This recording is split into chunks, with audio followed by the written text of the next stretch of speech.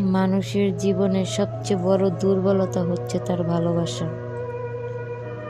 যার ভিতরে কোনো ভালোবাসা নেই, তার ভিতরে কোনো দুর্বলতাও নেই। ভালোবাসার জন্য মানুষ সব কিছু ছেড়ে দিতে পারে, আর সেই ভালোবাসায় একদিন তার জীবনে কাল হয়ে দাঁড়ায়। এটাই বাস্তব, আর এটাই সত্যি।